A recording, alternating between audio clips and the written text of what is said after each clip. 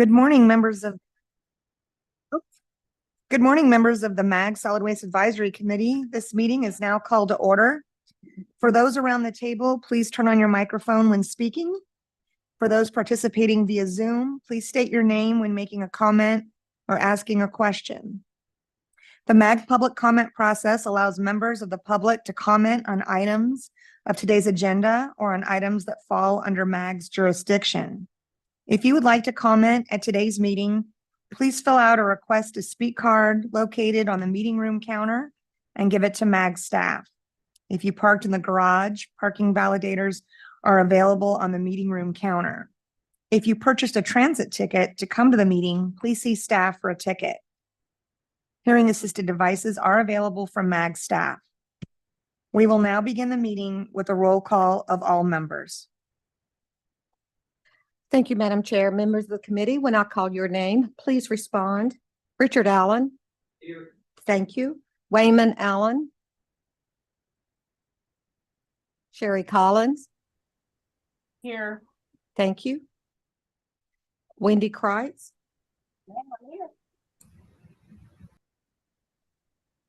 I'm sorry, Wendy. I'm here. Thank you. Mike Denby. Ron Gritman. Jack Mancallis. Here. Thank you. Adam Kurtz.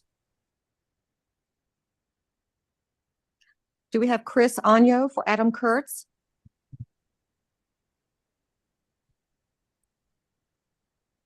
Simon Lara. Here. Thank you. Paul Montes. Here. Thank you. Amy Moreno. Felipe Moreno. Here. Thank you. Robert Parks. Here. Thank you. Aaron Redmond. Here. Thank you. Aaron Red. Here. Thank you. Nick Russo. Here. Thank you. Debbie Shaw. Here. Thank you. Ramona Simpson. Here. Thank you. Robert Stratman. Here. Thank you. Robert Von den Akker. Do we have Miguel Escobar? Miguel Escobar in for Robert Van Knocker. Thank you, Miguel. Madam Chair, we have a quorum. Here. Thank you. Our next item is call to the audience. This is the opportunity for the public to comment on items that fall under MAG's jurisdiction that are not on the agenda or that are on the agenda for discussion and not for action. 15 minutes will be provided for the call to the audience unless the chair requests an exception to this limit. I have not received any requested speaker cards for call to the audience. MAG also provides the opportunity for members of the public to submit written comments via the MAG website. Any comments received 2 hours prior to the meeting have been shared with committee members and will be included in the formal meeting minutes. Staff, have we received any online written comments for the call to the audience? Madam Chair, no written comments were received. Thank you. Our next item on the agenda is the approval of the September 12th, 2023 meeting minutes. Is there any discussion? Prior to approval, do we have any members of the public who wish to comment on agenda item 3? I have not received any request of speaker cards for this agenda item. MAG staff, have you received any online written comments for agenda item 3? Madam Chair, no online written comments were received. Thank you. Is there a motion to approve the September 12th, 2023 meeting minutes? This is Ramona Simpson. I so move. Rich Allen seconds the motion. We have a motion from Ramona Simpson and a second from Rich Allen. We'll have those participating in the meeting online now take part in the voice vote by turning on their camera and unmuting their audio. We need to see the faces of everyone to participate in the voice vote. For those who cannot or do not want to turn on their cameras, staff will conduct a roll call vote. Staff will only call on those virtual participants who did not turn on their camera. Members, please leave your camera on until after the roll call vote so that staff can count the people's names whose cameras are not on. Can I have a voice vote for those in the room and those online? Those in favor say aye. Aye. Aye. Aye. Aye. Those opposed say nay. Those who wish to abstain from the vote say abstain. Staff, can you take a roll call of the members participating virtually who did not turn on their camera?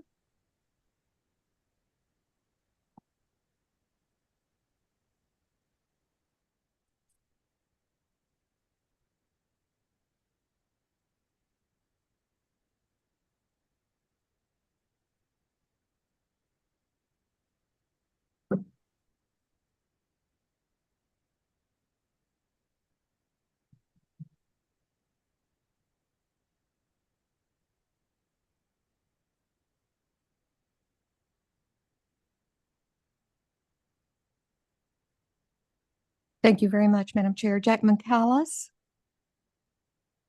Aye. thank you very much. Madam Chair, we have a unanimous vote. Thank you.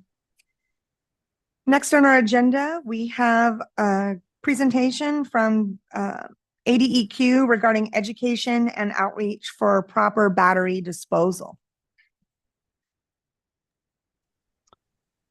All right. Well, thank you guys. I have a couple of my coworkers on the line today, Angela Kane and Mary Cottrell. Angela, did you want to bring up the battery guidance? Sure. So before I get started, I wanted to ask the committee, are you more interested in the industry aspect or for consumers?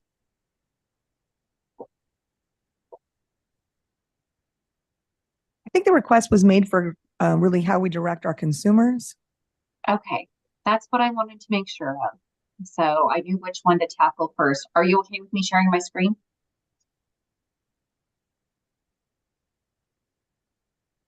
Please do. Thank you. All right.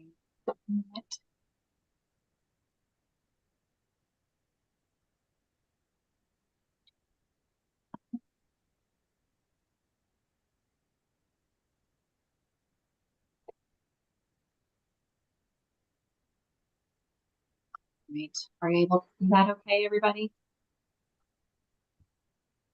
Okay. So last year we had received a request to develop fact sheets on battery management. It was an ask from our border team, but it was something that we needed for the agency and for the community anyway. So there were two fact sheets that were created. This one that you can see right now is the fact sheet that was created for consumers, basically to give them some guidance on what to do with their batteries when it was time to get rid of them. And so this fact sheet is available on our website. If you go to the recycling page to additional information, you'll be able to find this fact sheet, and it's available both in English and in Spanish. And basically, it just is a handling guide. It gives consumers like do's and don'ts, like don't just throw lithium-ion batteries away in the trash, you know, those sorts of things. And then it even gives guidance on what to do, like with larger batteries, such as car batteries. And there are even some location searches that you can go to find household hazardous waste programs that will accept electronics, things of that nature. And so this fact sheet is a little bit shorter. But what I'm finding, so my role, just to back up a little bit, is I'm an outreach coordinator for the solid and hazardous waste section. So I work with JB and Mary both. And traditionally, my role was to be doing outreach with just the regulated community. We're kind of expanding with ADEQ, and we are really looking at engagement now. And we're wanting to engage everyone in the state. You know, we want to engage the communities and not just the regulated community. And so I anticipate that we're going to be doing more of these. And part of this outreach is actually going to culminate in some presentations that are going to be given to both the regulated community and just communities themselves. So, for example, we are supposed to be putting together a presentation this coming year that is going to go down to our border communities. And we are going to talk about battery management for industry, but there's also going to be a portion of it that is directed towards consumers. And so we're anticipating that should be done by spring. And I would anticipate probably by June, we will present it to both the regulated community and the consumers. So do you guys have any questions for us?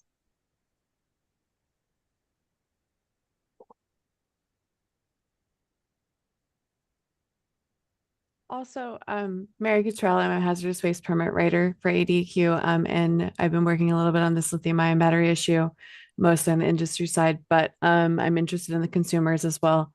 I also would like, I saw that the action requested was, discuss between us all. So if any other areas of the associated governments have other types of guidance like this, we want to consolidate them all and make sure that we're giving all the best information to the people that contact us. So if you guys have anything and you would like to share it with ADQ, we'd love to see it. Absolutely.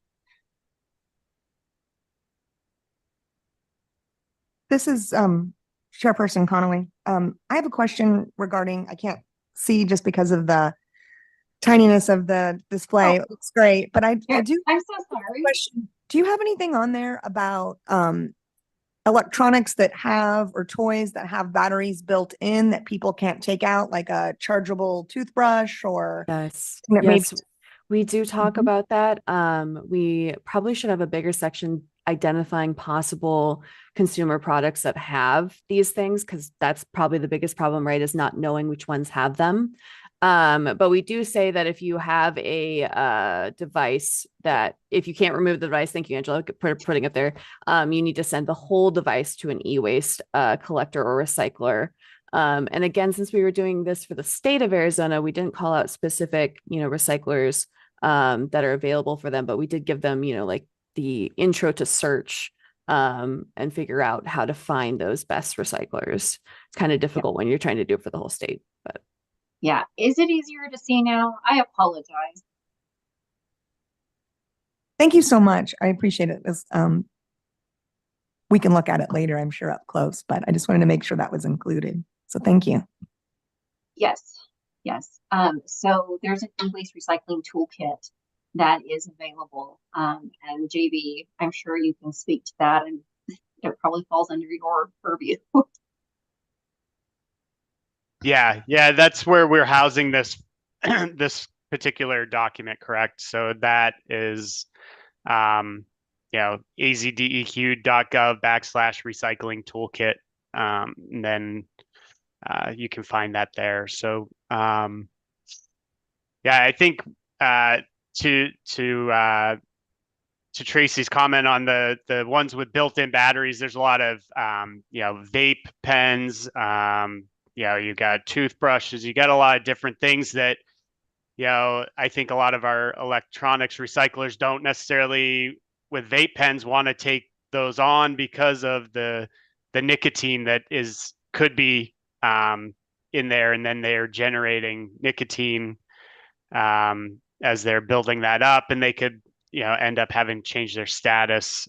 So I think that's been a challenge, and most of them not wanting to take that on. And a lot of vape pens aren't designed to separate the battery from the rest of it. So I definitely see an opportunity for those particular companies to redesign their products for easier disposal at the end, but that's not something we can regulate them on currently. So JB, I'd also like to add that this is a really good opportunity for cities to use some outreach for these disposable electronics and maybe include them in their lists for their household hazardous waste collection dates, like City of Phoenix does.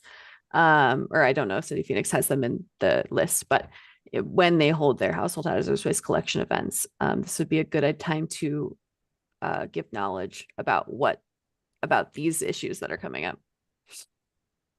I would be curious about with the household hazardous waste event. You know, JB brought up the vape pens.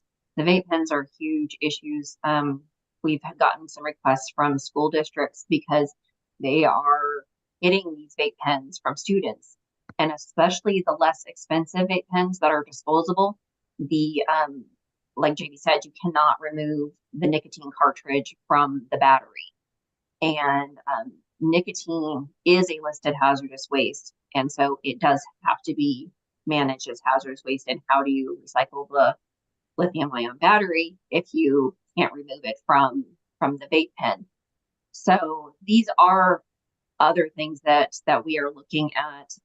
We're going to be working on the vape pen issue along with some other things with schools, but it definitely is an issue, especially where you have electronics where you cannot separate the battery. And I would just be curious. I know there's going to be a conversation about household hazardous waste, but I would be curious to know if Maricopa County, anybody has done any outreach with things like the vape pens, if you all have received questions.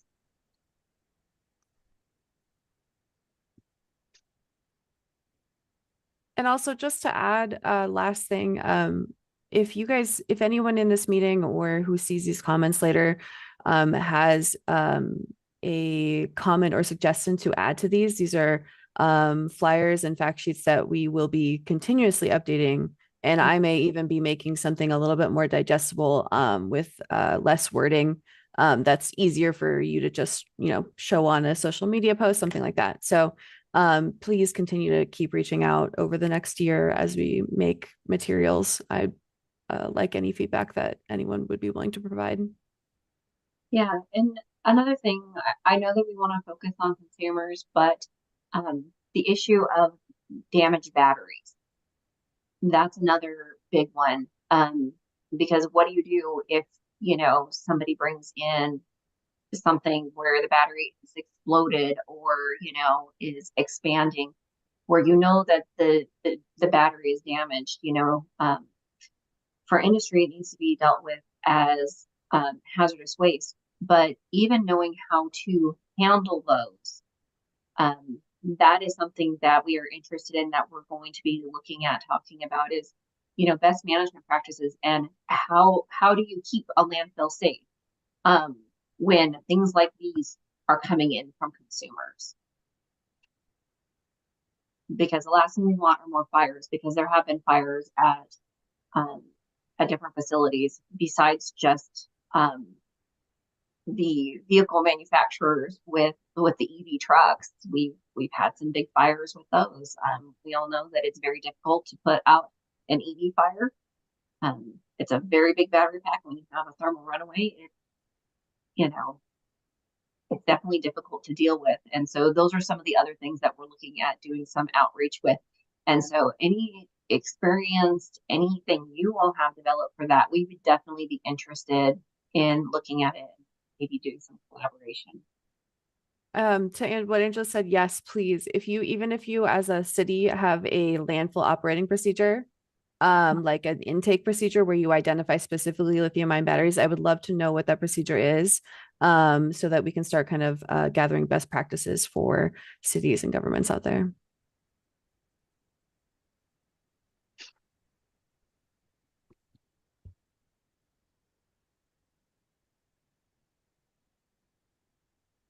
All right. Well, thank you, Angela. Thank you, Mary. I don't hear any comments coming in yet, but if there are comments later that you want to discuss, please reach out. I can connect you with Angela and Mary, and we can all kind of have that conversation too. So yes, definitely feel free to reach out.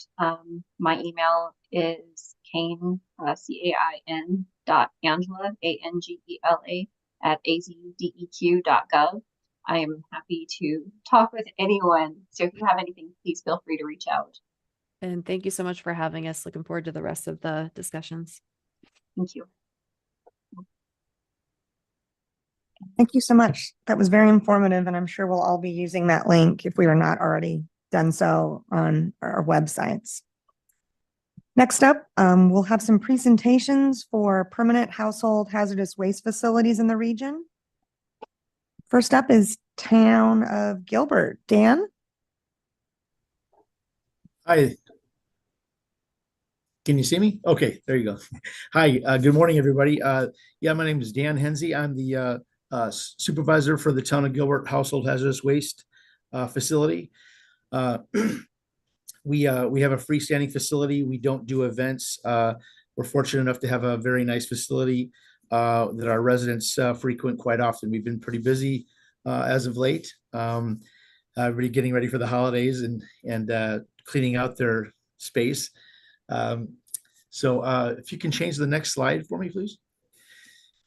Town of Gilbert, we have 3 full-time technicians. I have a lead technician and then myself, supervisor. The staff works a 4-10 shift. We work Wednesday through Saturday here in Gilbert. We're open. We get here at 6 and we leave at the guys leave at 4. 7 to 2:30 sharp. We're open to the public. We're closed on Thursdays to the public, as you see, but we use that day. Honestly, we probably work hardest on Thursday. We do a lot of training on Thursdays. We take advantage of that day to schedule trainings. Also we do a lot of our shipments, shipping, receiving. We try to keep on Thursdays because we want to make sure our residents, are not waiting and so forth. And we have a lot of house cleaning, housekeeping events. We do a lot of our just try to get our swims, our SOPs in order. So we use that day. It's my favorite day, to be honest. We get a lot done, and I can actually some days I go to other facilities and talk to them and find out how they're doing certain things. So it's a great day. Next slide, please. We opened in 2007. We've served well over 117,000 residents. We've collected 7.5 million at least now to date of waste. We've diverted. We probably do about an 85% diversion rate from the landfill. We try to we try to educate and outreach with reduce what you're using, reuse. We have a swap shop which is open to not only residents of Gilbert, but for anyone that wants to come in from Queen Creek, Chandler, so forth. And it's a swap shop where if it's a legible item, we can read the label, and it's it's basically good product that people just wanted to clear off their garage, or somebody's moving, you name it. We put it on a swap shop shelf, and our residents and people that come frequent it love it. And it's a great asset for us because it diverts it from the landfill. So for one, it controls costs on our end. But most importantly, it keeps it from being it's used. It's reused or repurposed, if you will. So we really like it because it's doing the right thing, and the residents are totally in support of it. In fact, we were on social media, and we were on the news, and the residents that frequent the swap shop that did not want us to be on the news because they thought it's like their secret. So people really love that. Last year, we've served 10,000 plus residents, 606,000 pounds of waste. E-waste, about almost 100,000 of that was, in addition, was e-waste. We recycled 3,900 gallons of latex paint. If it's good paint, we take it in, we inspect it. and we will basically screen it and pour it into buckets. It can be used for graffiti cover to block walls, you name it. We try to repurpose good paint. Next slide, please. Some of our acceptable material are, of course, paints, household paints, latex and oil-based both. They're disposed of differently, obviously, but probably 60% of what we get in here is latex paint. I'll be honest. We have anything from diesel, coolant, smoke detectors, spent or outdated fire extinguishers, pool chemicals, you name it. We pretty much take it. E-waste is people love the e-waste disposal, and we try to limit 10 gallons of any liquid per day. You can come every day if you'd like, but per day we try to manage it at 10 gallons because we try to process everything as it comes in, and we just don't have the labor to take in 55-gallon drums for one, and for two, it's household hazardous waste. We don't take any commercial waste, so that kind of helps thin the herd, so to speak. Next slide, please. We don't take, like I said, commercial waste of any kind. We see a trailer come in, we automatically kind of go on our guard is up, but we talk to them and find out maybe it's somebody that has a trailer is cleaning their rental property. So we try to give them, and if it is a commercial person, then we try to guide them to where they can reach out to where they can dispose of it. But we strictly take household items. We take tires without rims. We do take tires without rims. If they're on a rim, we unfortunately we can't take it. They just have to get it unmounted and they can bring the tire back. We don't take any medical. We try to look for that. We try to conversate with the residents and make sure we understand what's coming in. Sometimes some can be in the bottom, and if we have a box, and we just try to tell them we cannot take that. Any big drums, so forth, large appliances, we have a white goods pickup that they can just call the town of Gilbert, and we can schedule that for pickup, but we do not take it here in the facility. Next slide, please. The biggest challenges, I'd say, are the rising costs of disposing of the waste.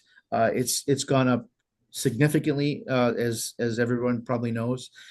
That's a challenge because we do have a budget. We try to keep work under that budget. So it's very difficult because the prices are going up from our TSDFs and so forth. Latex paint recycling is very difficult because we get so much paint in that there's just not enough uses for it. We had a company that would take it and dispose of it as well, and they went out of business. It was a big company. It was a little pricey, but unfortunately they're no longer taking it.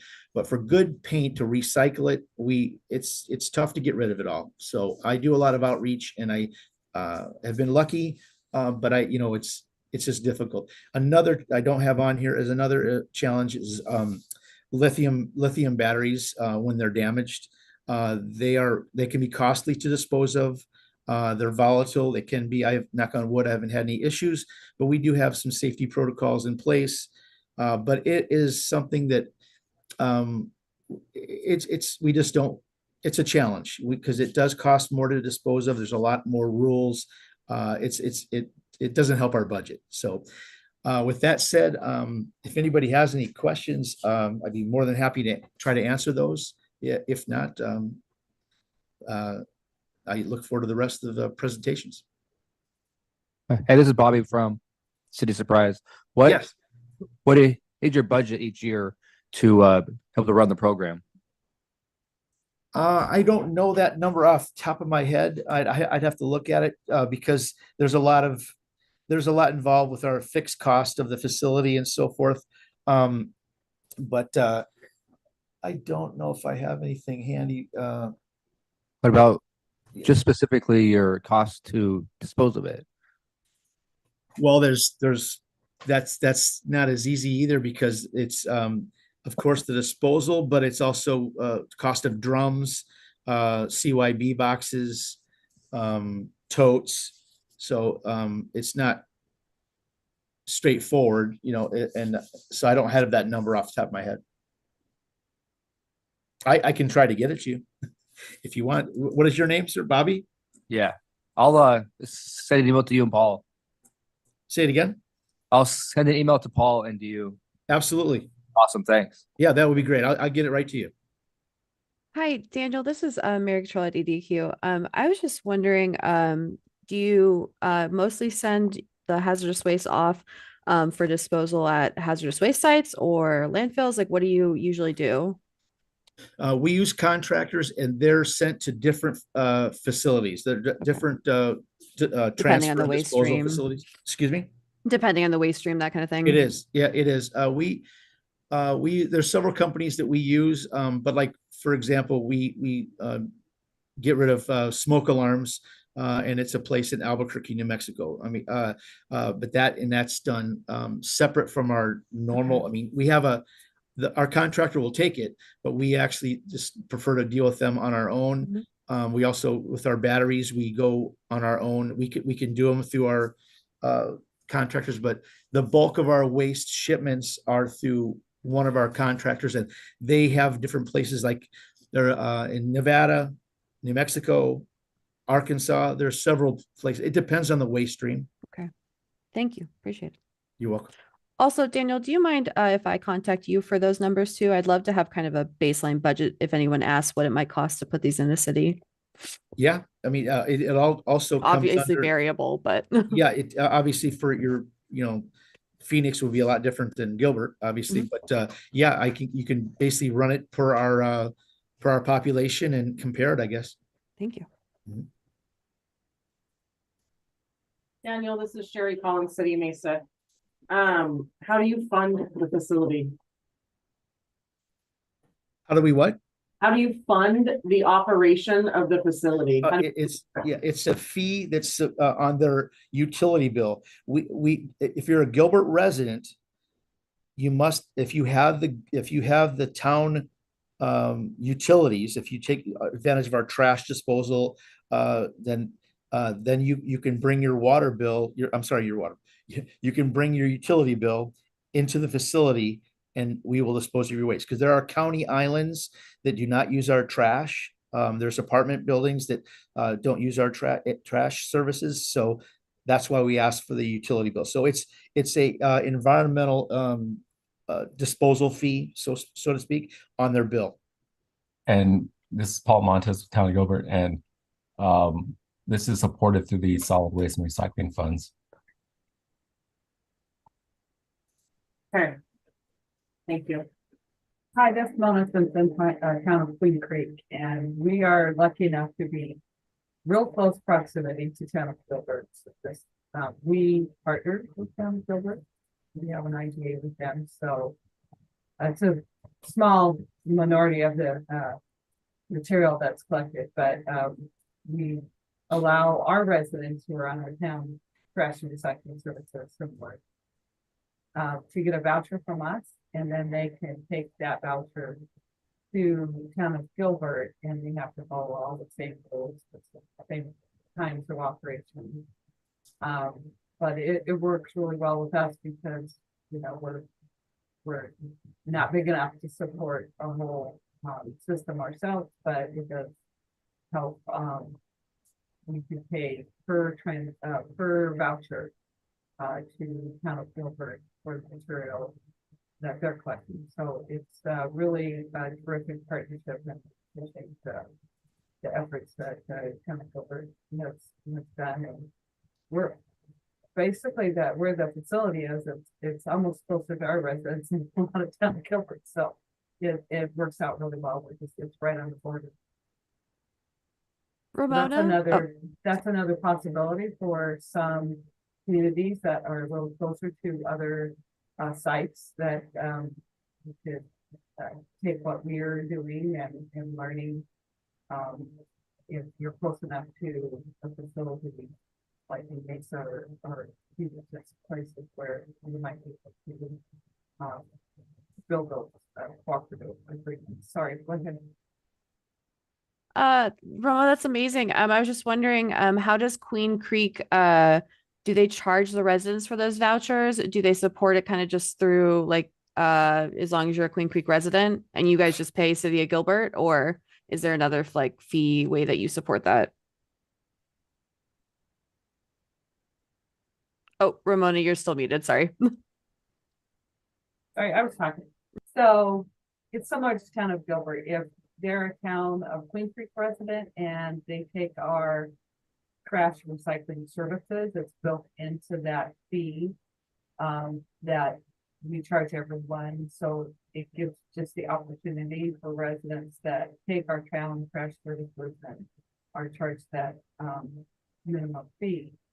And so when residents submit a voucher application, we just verify on our end that they are indeed a town trash recycling services account, and then we issue them this voucher. It's all online, it's electronic, but then they can take that voucher directly to Town of Gilbert, and then that tells Town of Gilbert that they have passed approval of Town of Queen Creek to be able to utilize that. And we're working on a system here, upgrade to our town trash recycling services utilities billing.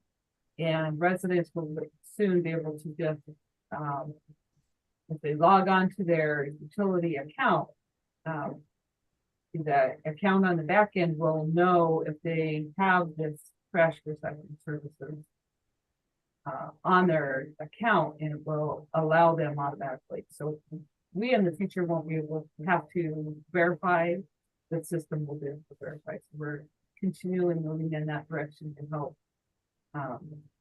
speed up the process and take that off of our CSRs or customer service staff. So we think it's a great program, and we're excited to continue to do that.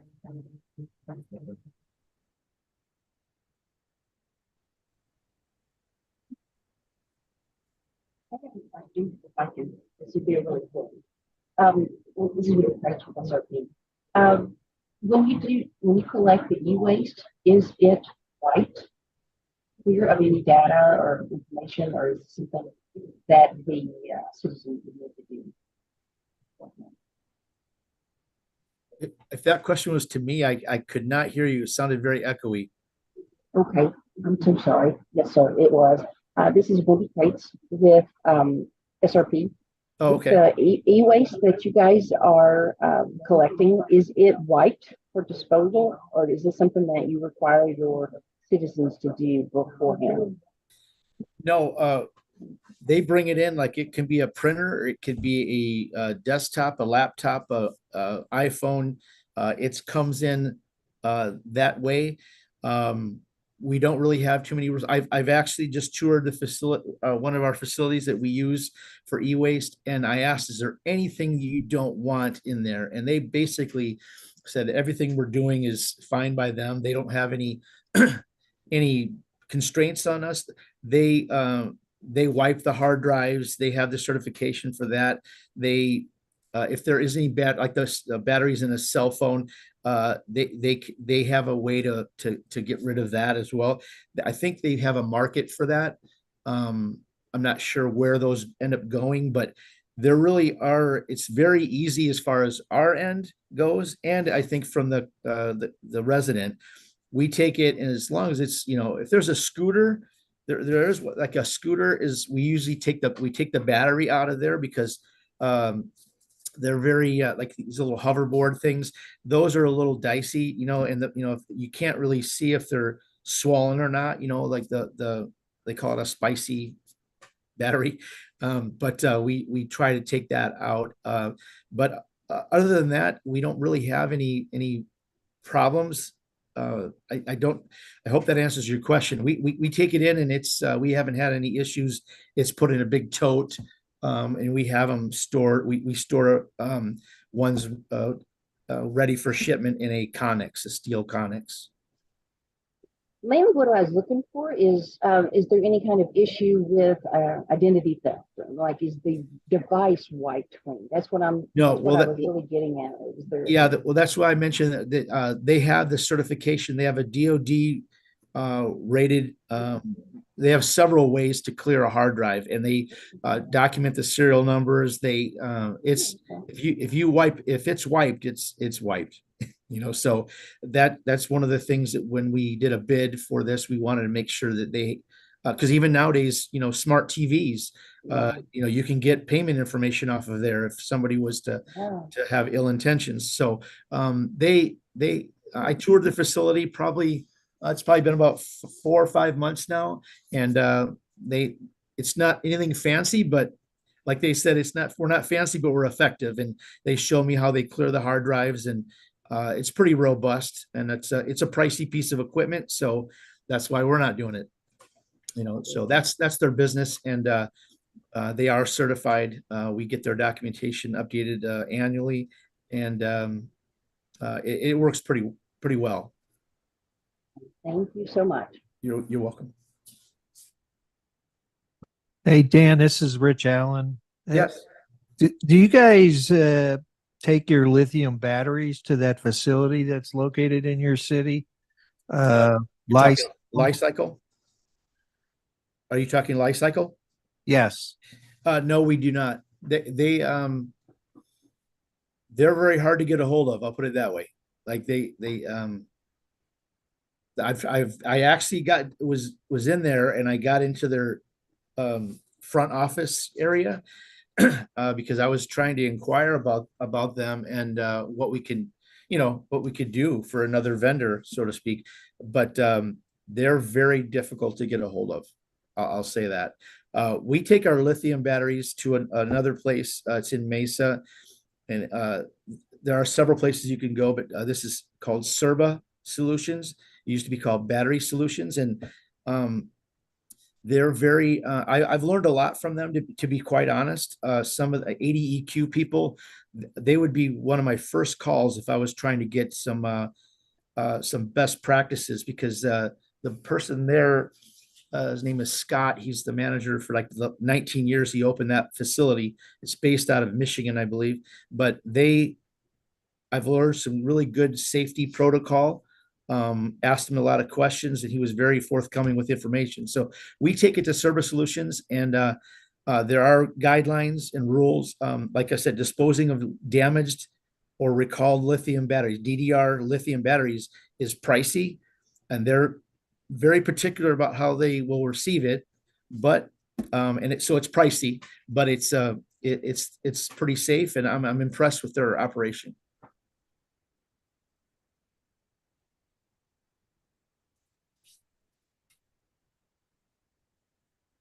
Hi, this is Angela Kane from ADQ, and I was just wondering, I have heard reports from some of our hazardous waste generators that there is difficulty getting rid of certain waste streams. I know for a while there was backup with incinerators, and I'm just wondering if you have run into any issues with specific waste streams and getting rid of them. Yes, we have had problems with going for basically waste to energy, taking I would say flammable material like spent gasoline, oil-based paint, so forth. But it was industry wide. It was the TSDF's backlog. Like they can only hold so much for so long, so they won't even start a manifest, a bill of lading. They won't even start that until they have a profile and authorization to take it. So our vendor won't pick it up yet until they know they have a place to go, because they're basically a storage facility until it goes to say Albuquerque, New Mexico.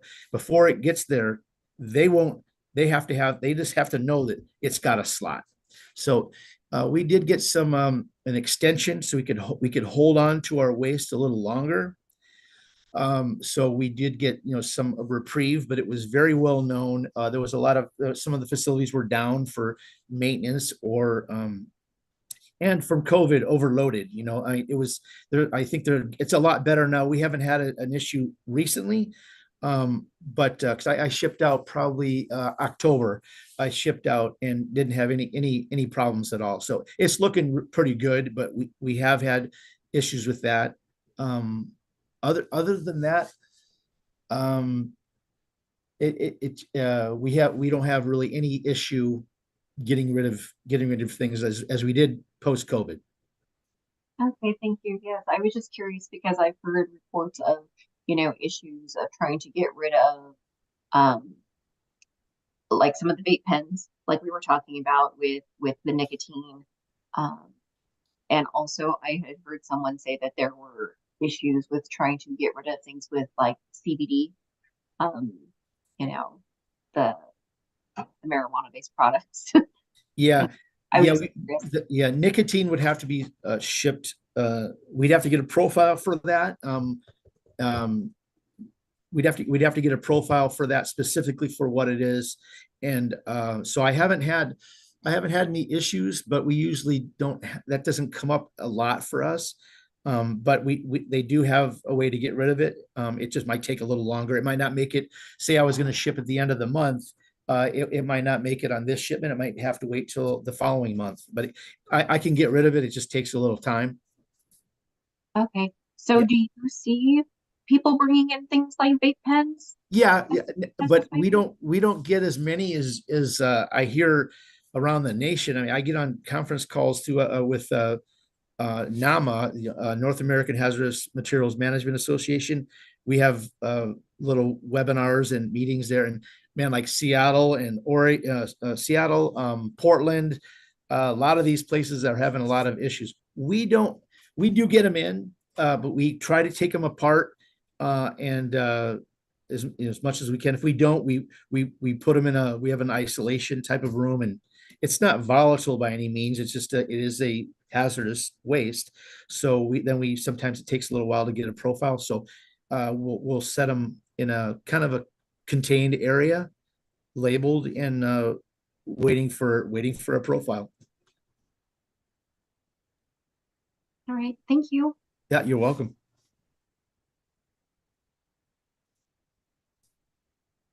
Thank you, Dan. We appreciate it. Thank you. Thank you very much. Next up, we have Sherry Collins from City of Mesa.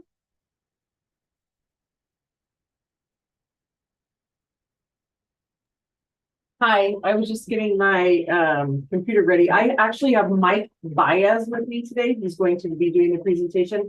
He runs our household hazardous materials facility, so he will be giving the presentation.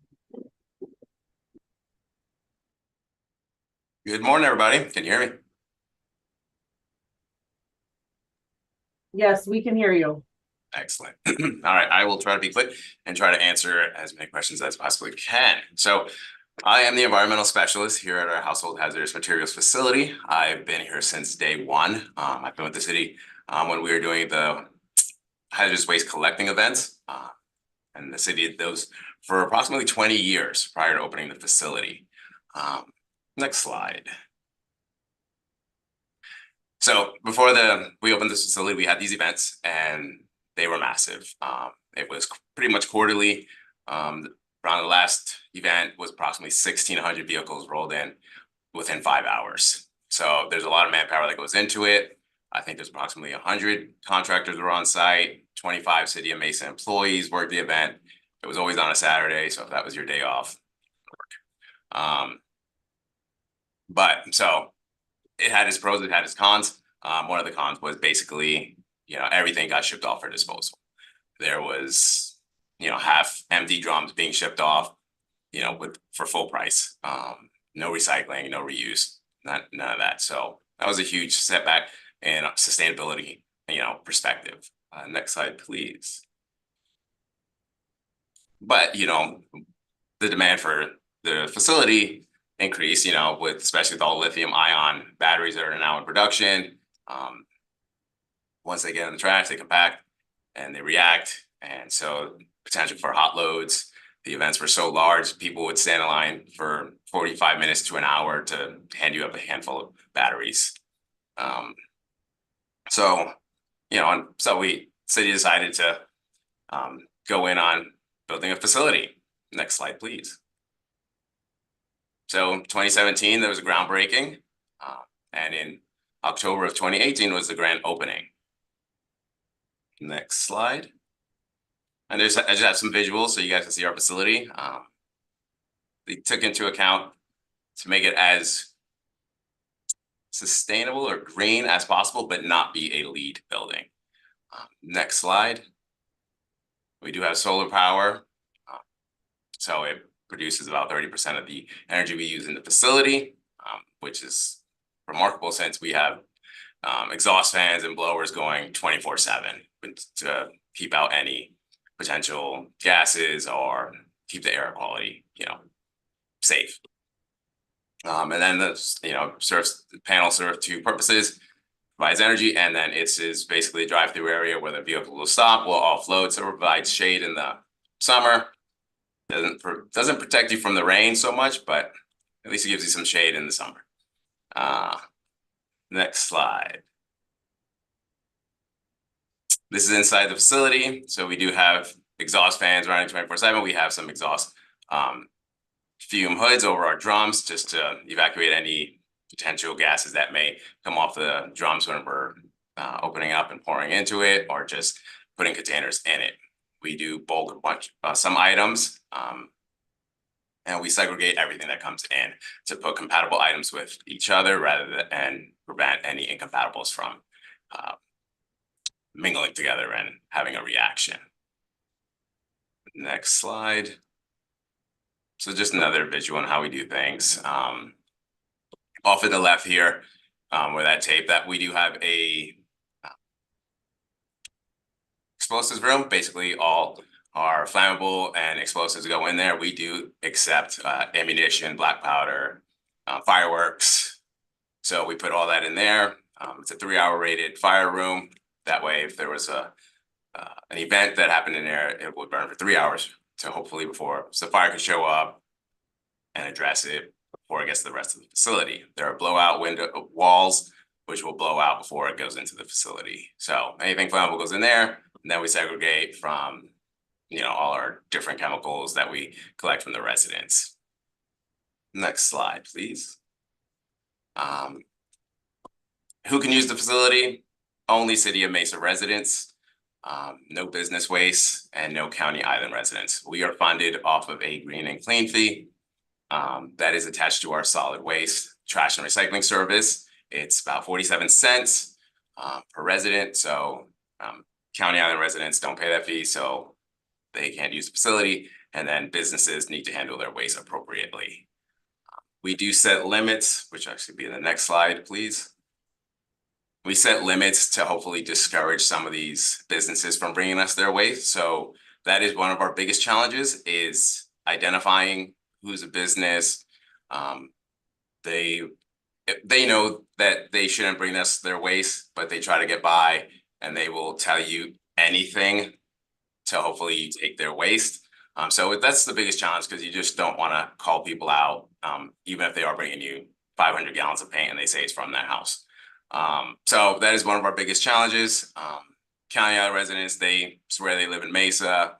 So trying to let them know that we're funded off the trash and recycling. Some understand, some still get irate, but it is what it is. We accept just about everything. We pride ourselves on that. When people ask, what do you accept? I basically say, tell them the things we don't accept. The list is much shorter. But we do accept appliances. We accept the old CRT TVs. We accept all your damaged lithium batteries, all batteries, light bulbs, everything. If a resident asks if we accept something I've never accepted, I've never had it before, I'll tell them to bring it. I will try to figure something out, and then learn from that and determine. Our hazardous waste contractor is really good at helping identify things and waste streams we can create. So we do accept vape pens. We have a waste stream for that. We try to reach out to our public, because especially the youth are using it a lot and they'll throw it in the trash. So just bring it to us. We have a waste stream. It goes out probably every 3 months. We don't collect that much either. So obviously it's not well known, or people are still hiding it from their parents. I don't know. So, but we're trying to get that word out. Next slide, please. So one of our big successes in the facility is that we can manage the waste the way we want to. So we can bulk all our used motor oil and send it off for recycling rather than just go for disposal. That offsets the cost. Our recycler takes it for free. We don't pay per tote to ship it out. We don't have to buy a new tote. It's constantly just being reused. We do that with cooking oil, antifreeze. We do have recycling of our propane cylinders. So we get to recycle and manage everything the way we want to and offset a lot of the cost than how it was managed at the events. So that's me pouring off oil, and then we do check all the chemicals, make sure they're compatible. If residents bring it in, they don't know what it is, we'll check the characteristics before and make a determination from that. Next slide, please. Another view on the inside of the facility. Like I said, batteries, we take them and we segregate every battery. We use Serva Solutions, battery solutions, and we err on the side of caution here at Mesa. So they're okay with just having lithium batteries by themselves and everything else together. We still segregate. We break it down. We take nickel out. We take alkaline out. We separate the lithiums from lithium ions to lithium polymers. We even segregate the damaged ones. We have them in a drum by themselves. That way, if we do get a pretty volatile or a battery that's like on the verge of going to thermal runaway, I will ship it out immediately. I know it's not cost effective, but I'd rather explain to Sherry why I sent off a drum rather than burning the facility down. So, and Serva's right down the road, so it's really easy for us to just bring them whenever we need it. They are great. We had a fire event here at the facility. A resident rolled up with about, I don't know, 60, 65 lithium batteries, lithium car size batteries, and they were on fire when he pulled up. So Serva helped us out in disposing of them. So it's a good relationship we have with them. Next slide. We do have a swap shop. And so the swap shop is basically any material that we get in that can be reused. The container's in good shape, the label's legible, and there's more than half in the container. We put in the swap shop. Once again, this is just a better way of handling material rather than sending it off for disposal, having something. You know, a lot of the community has fixed budgets, so it gives them an opportunity to, if they're looking for just a weed killer, come in, grab a weed killer. We do reuse paint, do a reuse paint program, so they can grab 5-gallon buckets of paint. So it's a great way. It's open the same amount of time the facility is, Wednesday through Saturday, 7 to noon currently. So anytime between that hour, they can come grab whatever they want. Next slide, please. On average, we put about 35% of the material goes into the swap shop. A lot of it is paint, just like Dan said. We get about 60% is latex paint we get in from the residents. So with the reuse program that we have for paint, we're mixing every day. We're putting new drums in. Still, it's all going. So let's get 35% just immediately into the swap shop rather than even think about recycling or repurposing it. Next slide, please. Some of the other things we recycle, the antifreeze, the electronics, the batteries, light bulbs, and appliances. We accept appliances. We do have a refurbisher. They will purchase some appliances from us. Obviously, the ones that are newer, in better shape, and they will purchase it from us, refurbish it, and then resell it. So once again, and then the rest goes for scrap metal. So that's another way we just offset some of our fees, and then obviously what goes to recycling if we can reuse it. Next slide. So this is just a comparison of last year's numbers and the last year of our events. So the last event we had about 5,000 people showed up in that year. Now we're doing about 12,000 annually, although we've kind of got an influx of residents the past month, where it's probably the busiest I've seen it in 5 years. So we'll see how next year's numbers are.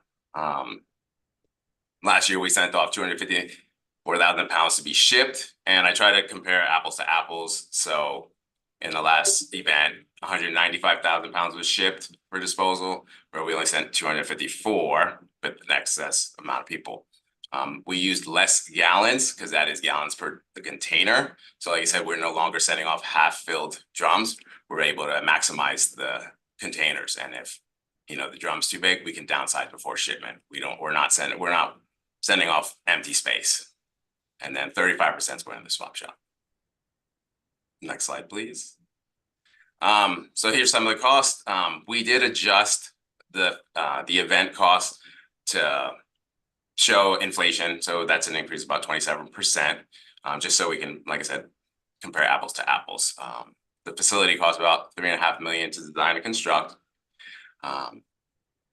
Contractor cost annually is $265,000, and that includes supplies, disposal. For us, disposal is about $230,000 per year. So it's about $35,000 just for supplies. And then the operational cost includes all City of Mesa employees and, you know, our wages and all that, and healthcare. So we compare that to basically what the events did, and in the long run, we're saving more money than we just after the initial design.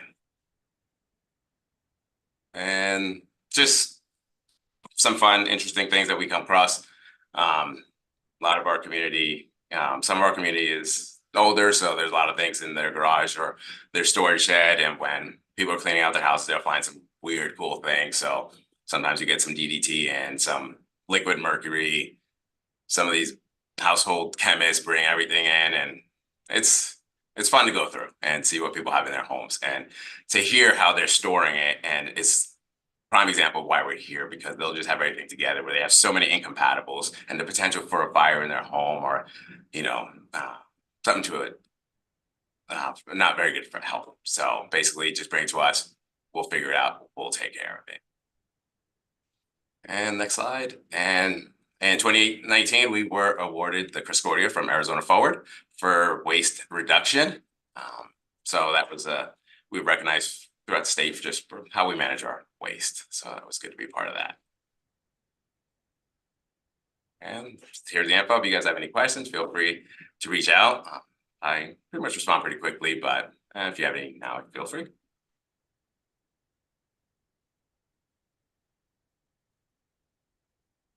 Hi, this is Paul Montez from Town of Gilbert. I have a question on how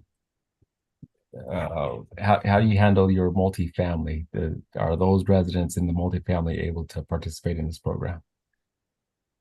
As long as, so we have an intake app. When residents show up, they have to prove proof of residency. So a driver's license with the Mesa address, or your utility bill just showing your address. Once we put it in, as long as you are a Mesa resident, you can utilize the facility. So people living in apartments, living in parks, community parks, they can come and use the facility as long as they are a Mesa resident. It can't be a County Island resident. Thank you. And Paul, just to further clarify that, it is what we do is we charge, as Mike said, the green and clean fee for around 47 cents per month. And we identify the eligible participants by rate code in our rate book. So we will specify in our rate book which rate codes actually get are assessed that fee, and we have access to the facility. And is that fee assessed to multifamily that are not using city services, city waste services? If they're not using city waste services, then no. Thank you. Mhm.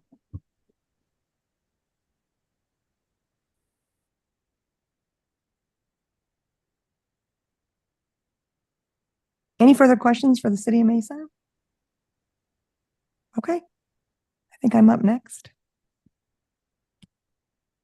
This is our facility that is located on site along with at our recycling solid waste collection center, which is a location where residents, same as the other communities that are solid waste ratepayers, per our code, that is triplexes or above, so no county islands. We also allow our multifamily residents who aren't serviced by our solid waste collection can come to our HHW facility, and I'll talk a little bit what else they can do with that. But this is on site at a separate facility, and I'll explain a little bit on the details on the next slide about what that is. Like the other cities, prior to the permanent facility, we would do 2 events per year. And like Mesa said, that those were always quite a surprise. We'd have, several hundred people waiting very long times, and we utilized volunteer staff, fire staff, and those events were quite an endeavor. In 2005, our council approved construction of our HHW facility. The Recycling Solid Waste Collection Center, from now on, I'll call it the RSWCC, was built and opened in March of 2006, and this HHW facility was open to the public in August of 2006. Because of our facility, we have staff that operates the drop-off facility, which includes residents can bring in trash, but they also can drop off cardboard, scrap metal, electronics, D-rim tires, appliances, and we've tried some other material over there, but that's what we currently take. So we have, e-waste events every day. And this facility is open Thursday, Friday, Saturday, Sunday, Monday. The staff that works that facility are also trained at the HHW. So we pull that staff to work at that facility.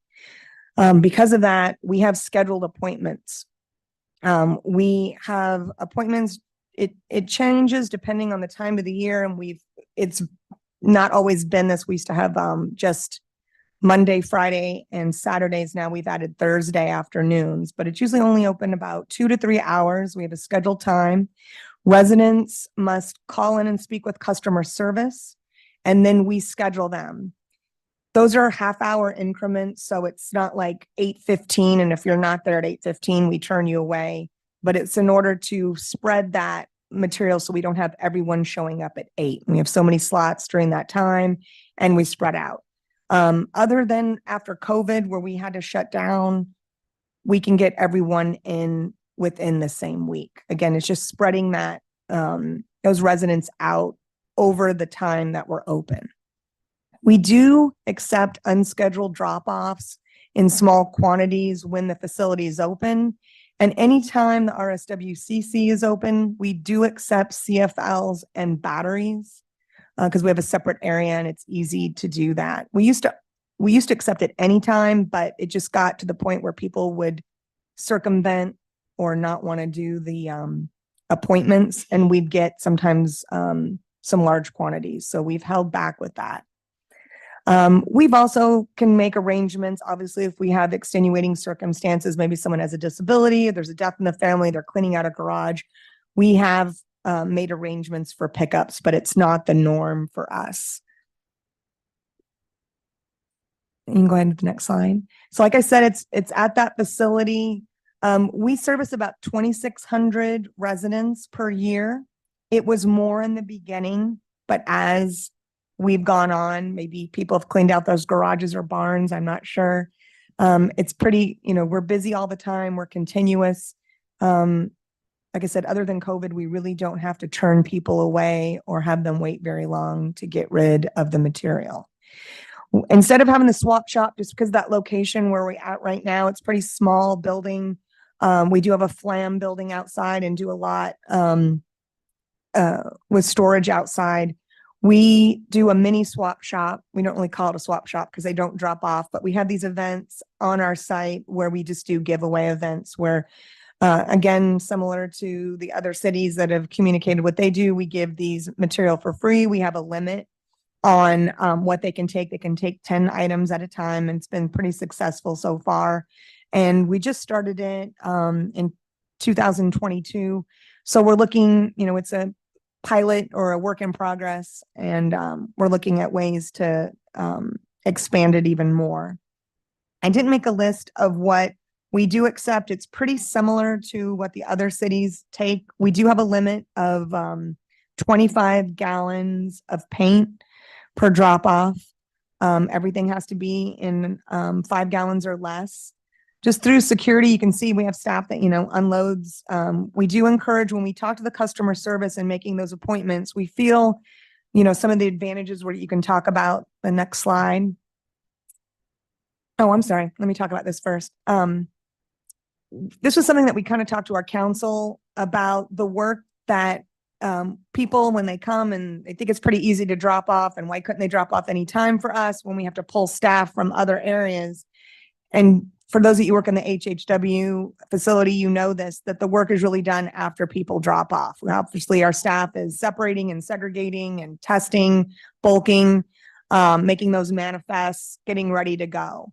So what people see hopefully is really seamless, that they make the appointment, they pull up, they show that they're a Chandler resident, they pull up to our drive-through, we pull it out, and they're off on their way. But then the real work begins. Go ahead. So like I said, unlike everyone else, our facility is not open the entire time, because at that facility, people can bring trash, they can bring recycling, they can bring HHW, whatever they can. If they're just bringing HHW and they also have electronics, which we may accept in our e-waste, we'll take it for them. But otherwise, they drop off to HHW first, then they can drop off whether it be trash or electronics or their tires or whatever. So we don't collect those e-waste or tires or other items at the HHW facility, but at that location. We do like when they schedule our customer service staff, which we have 4 people plus utility billing, which is housed in another place in Chandler for setting up water. We've now we've trained both sets of groups. So when a resident of Chandler calls and for some reason solid waste is busy or have calls in queue, then utility billing picks that up, and they've been trained. So we have a maximum of probably like 7 customer service agents that could be talking to people. Hopefully, if we're doing everything right, those aren't all being utilized at the same time. But when residents do call in and they make those appointments, we ask for a general list of what they're bringing in. And with that, we can give them some education. Maybe they don't need to come into HHW. Maybe what they have they thought was hazardous is not. Maybe it's a can of paint that's already dried completely that they can bag and tie and put in their trash. But also we can prevent things from happening, like I have a 55-gallon drum of oil, which obviously we can't take in that method. Sometimes we've also turned away, obviously, commercial or businesses that think that they can drop off this material.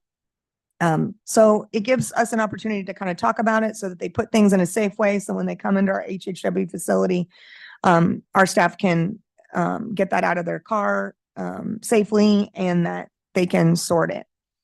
And again, we don't have that wait time that we did before, and it allows our staff to be efficient, do what they have to do after the drop off, and then attend to their other tasks that day. I'm not the person that runs the HHW. Obviously, I put it on the web, and we do things that we get out, like all of you, to get information through utility bill inserts or social media to our residents. But we have several staff, the main being Patrick Johnson, and you can always email me, or I can put it in a link later of if you have any questions about budget or vendors on who we use to dispose or recycle the material. Does anybody have any questions?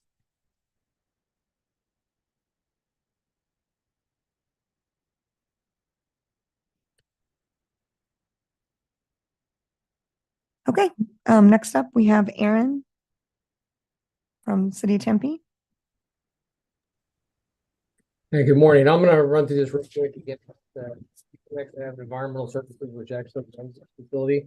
So it's not really associated with solid waste, but we do work closely together on some of the events that they have in the port. So next slide. So our HPCC, our Household Products Collection Center, is located in North Tempe. It is managed by Environmental Services, and we service approximately about 184,000 residents with the location. So obviously we're surrounded by 5 other municipalities. For the residents of the Tempe and the town of Guadalupe is what the HPCC is for. They do have to show proof that they live within those 2 cities. So it was opened actually in April 22nd of 1999. was Earth Day, and it's one of the first in the Arizona metro, or sorry, Phoenix metro area. So the initial funding was from a grant from ADEQ, and it was matched by the city of Tempe. Next slide.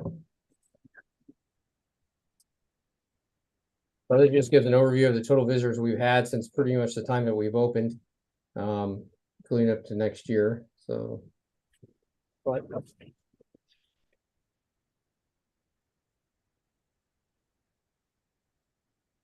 So the HPCC receives approximately about 500,000 pounds of waste annually, and we've got to about 90 to 94. I think last year was 94% of material that was recycled or reused. So total of that was about 6.5 million pounds of material. We do have a swap location, which is very, very popular with our residents.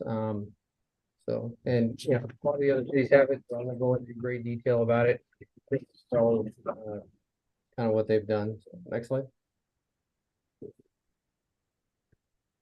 Or HHW categories collected at our HPCC is approximately about 40 to 50% of the material that we get is latex paint. A lot of the paint that we get, we reuse for graffiti programs, and we also use it for our swap site. There is a 30-gallon limit that residents can take, and we do not accept from commercial entities. So the expanded collection from your, batteries, oil, paint, and antifreeze was that we initially took at HHW and now includes electronics, textiles, so clothing, styrofoam, which is actually very popular at our site that we do take. And also we also take, your general utility, pretty much everything, light bulbs, appliances, scrap metal. So we take most everything. Next slide. So we do have 4 events each year. We call them Zero Waste Days. They are very, very popular within the city here for residents. That's why we used to have 1 to 2 a year. We actually moved to 4. All of them have been fairly popular. We partner with private entities such as Goodwill, some other reuse.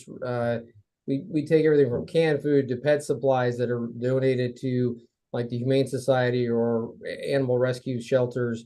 We have a company, Treasures for Teachers, which is school supplies, things that can be reused in that, in that aspect that we give out to Treasures for Teachers and so forth. And we also so we promote it with social media, your digital media. We actually have the news comes out usually at least two of our events per year to kind of advertise it to the morning hours. So next slide.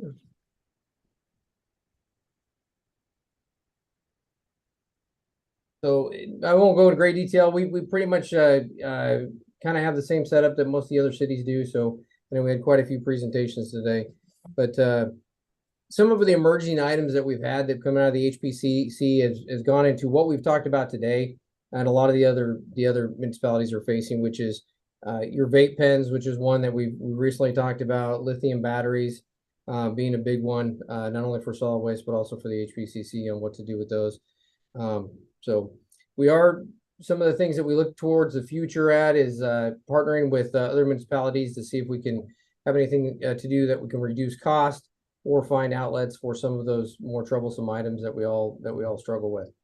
So I can answer as many questions as I can. I don't know too many of the costs and so forth. I was hoping to have someone from our HPCC here today, but they had a scheduling conflict. So if anybody has any questions, I can try to do the best I can to answer those. Aaron, this is Sherry from City of Mesa. Did you say you accept styrofoam? Yes, we do. We have a recycler that takes styrofoam. Except those are like a certain grade of styrofoam. What's the? No, it's more of your chunk styrofoam, your packaging. So so it's more of the chunk and the styrofoam. We actually at our events we've taken the peanuts before, the styrofoam peanuts. So, and like I said, it's been It's actually been very popular with our residents that we offer that. Okay, is it a local vendor? I believe so. I think it's it may be associated with I believe with Arizona State University. So I'll have to I can get you that information. Okay, yeah, I'm interested in that. Thank you. Dawn has that information, Dawn Ratcliffe. So Oh, okay. This Mona Simpson, I think we'd all be interested in that, so. Yeah, Definitely. Chandler used to refer someone that took the EPS styrofoam down on Rio Salado Parkway, but that company moved to Florence, so I'd be interested. okay, yeah, I'll get with Dawn Ratcliffe, our recycling coordinator, and she can I'll have her get that information for you. Yeah, thank you. I'd appreciate that as well.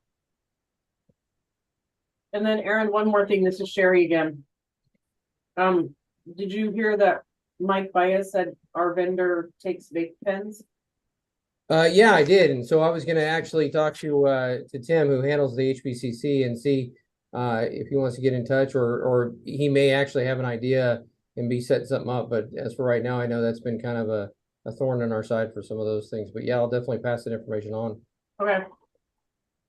Thank you.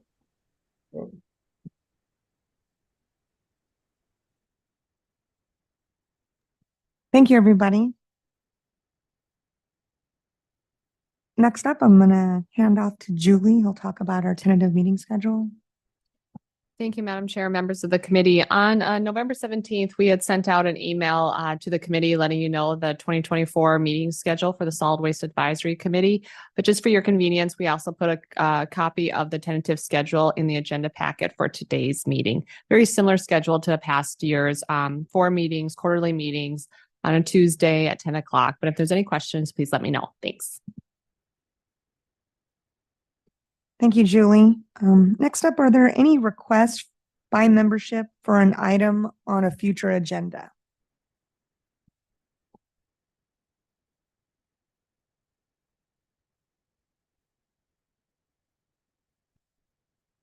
Okay, well, I'm sure if you think of something, you will let MAG staff know.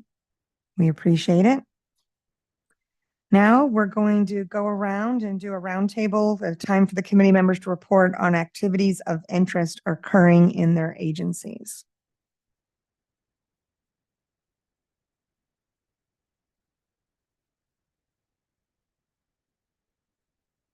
We all getting ready for the holidays, so no one has anything going on, maybe.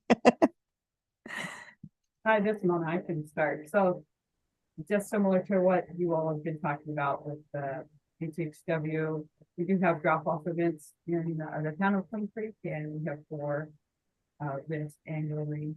And we are starting to add a little bit of time of vendors. So this year we've added Stardust, and so they actually come out to our facility and take in the building material. So I know some of you are taking them at their drop-off locations, but we just do it at our drop-off event. So we do one around Earth Day, around Market Cycles Day, and then here. And they continue to be very popular. We had the event in October. We had 900 sign up, and we could only get about 560 through the event. So we decided to make some changes to how we designed the event. We made like 2 lanes and some other things so that we can get all of our folks through. So our subsequent event, we were able to get everyone through, and that was about 400 that ended up coming to that event, even in the rain. So we're excited to continue to do that, and it's a contactless event, and people have to register. So they register online, and then we verify that they are a town resident. They get a what we call Fast Pass, and they just bring that Fast Pass with them either on the phone or print it out, and so that helps move the program quicker as well. And so if they didn't have a Fast Pass, then they're kind of diverted to another line. They can register on a site that takes a little bit more time. So we try to encourage them to register before the event. And this last event, just interesting to note because we do the paper shredding as well. We had some folks coming from Ahwatukee and one other location, like Avondale, like far away, came out, and somehow on social media, it got noted that we were having a shredding event, but somehow it didn't connect that we only town residents. And I'm like, I think Phoenix and other places closer to them have these types of events. So I'm just letting you know that some of your residents came all the way out to Queen Creek to do some shredding. So we did, they were pretty disappointed that we wouldn't let them come through the event, but that process has been going very well to continue to do contactless. So we keep people in their vehicles, they don't get out of the cars, and we take prescriptions. We have Goodwill, so we take basically anything that Goodwill takes. We'll take right on site, and Stardust for the building materials. We do take tires, metals, appliances, electronics, and latex paint, and the paper shredding. So that's why we're kind of interested in the styrofoam, and any other things that you guys have for contacts for vendors. We're trying to look at doing batteries next year on site. So working with a battery vendor. If that moves forward, I'll let you guys know more information about that. So that's what we have going on over here.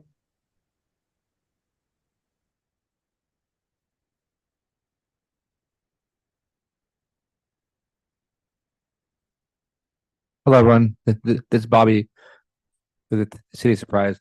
I just have one update from us over there. So we put out an RP for recycling services for curbside earlier in the year, and we have now are in a contract with Waste Management, and we'll be returning curbside recycling on first week of March. So that's just an update for Surprise.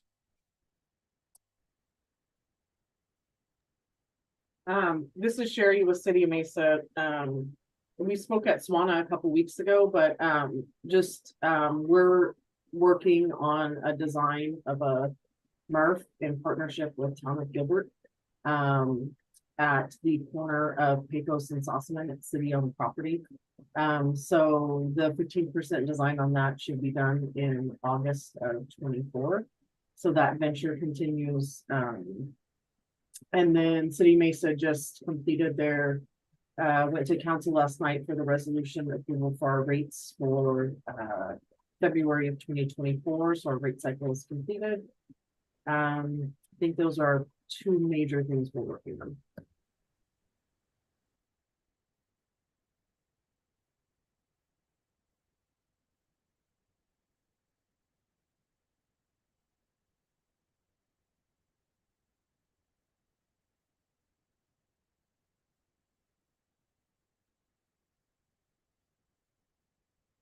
This is Tracy, City of Chandler. We also had a rate increase that was approved by council, will go in effect January 1st. With that also impacted some flexibility for our residents of use of the RSWCC and their bulks. But again, everything will be posted if anyone's interested on that. We also took a visit to the Republic Services MRF that we've been utilizing. We got a tour of that facility last month, and Republic Services team made a short informal video until Republic Services makes a more formal one that we'll be able to share with, in fact, I'll be sharing with a school group tomorrow. People love to see how that works, but we were pretty impressed with their operation, including their safety operation of their fire equipment that they have that utilizes, it uses heat and all sorts of things that can detect. Rick can probably even speak a little bit more to that detects heat, that constantly monitors, then able to Fire Rover, thank you. And they have that both in the tipping area and where their bales are at. So it constantly monitors heat and visual, and then also can take oxygen out and add some fire retardant before fire responds. So they can really quickly do that. And then the most impressive thing they had is obviously doing manual and a lot of equipment, but they had a really great robot that is sorting plastics at a really unbelievable speed. And I know they're looking at adding more to that. So for those communities that are using that facility, I strongly recommend that you go out there and take a tour because it's pretty impressive.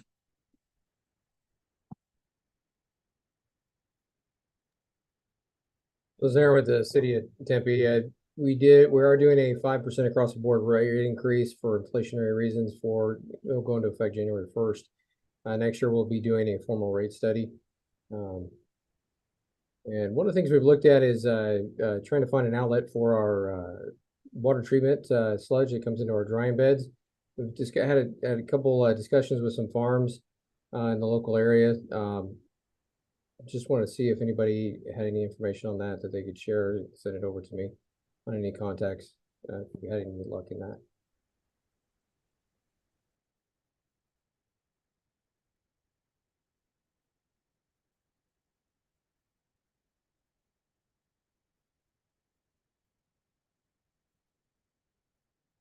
Any other communities have anything they'd like to share? Okay, well, business is now concluded for 2023. Is there a motion to adjourn this meeting?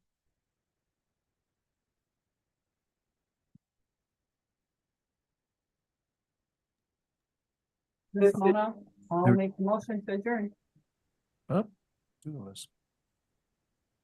I had Rick first. I'm going to say That's that fine. he spoke, so motion to adjourn. Do I have a second? Have a great holiday, everybody. Ramona, are you seconding? Oh, the- I guess I'm seconding. Yeah. Okay, thank you. I appreciate